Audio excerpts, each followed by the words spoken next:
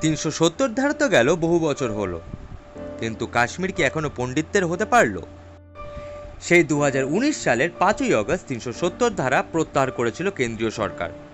বলেছিল কাশ্মীরে নতুন অধ্যায় শুরু হয়েছে। কিন্তু আজও কি পুরোপুরি মুছে গিয়েছে কাশ্মীরি পণ্ডিতদের আতঙ্ক?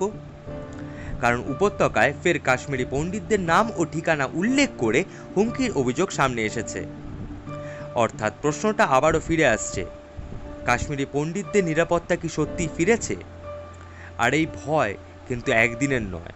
2019 সালের পরে উপত্যকায় একাধিক কাশ্মীরি পণ্ডিতকে হত্যা করেছে জঙ্গিরা। এমনকি সরকারি দফতরে ঢুকে পর্যন্ত কাশ্মীরি পণ্ডিতকে খুন করার ঘটনা ঘটেছিল।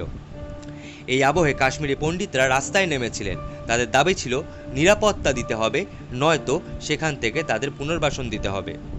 সেই আতঙ্কই যেন ফের গ্রাস করছে কাশ্মীরি পণ্ডিতদের। সরকারি হিসেব বলছে বর্তমানে কাশ্মীরে ভারতীয় জঙ্গির সংখ্যা মাত্র 1। তাহলে প্রশ্ন উঠছে, এরই মধ্যে কাশ্মীরি পণ্ডিতদের নাম ঠিকানা লিখে চিঠি দিয়ে কিভাবে হুমকি দিচ্ছে জঙ্গিরা? তাহলে প্রশাসন কি করছে? কাশ্মীরি পণ্ডিতদের নিরাপত্তা কোথায়? 370 ধারা প্রত্যাহার নিঃসন্দেহে বিজেপির একটি বড় কৃতিত্ব, কিন্তু কাশ্মীরি পণ্ডিত ইস্যুতে কি তারা ফেল করেছে? 370 ধারা আজ ইতিহাস। প্রশাসনিক বদলও হয়েছে উপত্যকায়, কিন্তু কাশ্মীরি পণ্ডিতদের নিরাপত্তার ভয় কি দূর হয়েছে?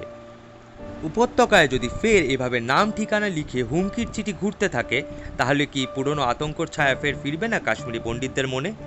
আর এর দায় কি নিতে হবে না মোদী সরকারকেও? 370 ধারা প্রত্যাহার থেকে জঙ্গি দমন, কাশ্মীরে বেশ ভালো কাজ করেছে মোদী সরকার, কিন্তু আসল লক্ষ্য তো কাশ্মীরি পণ্ডিতদের তাদের নিজেদের ভিটে মাটি ফিরিয়ে দেওয়া। ভিডিওটি ভালো লেগে থাকলে লাইক এবং শেয়ার করবেন, এবং জাতীয় নিরাপত্তা ও ভূ রাজনীতি সংক্রান্ত আরও এমন ভিডিও দেখতে প্লিজ আমার চ্যানেলটি সাবস্ক্রাইব করবেন। ধন্যবাদ।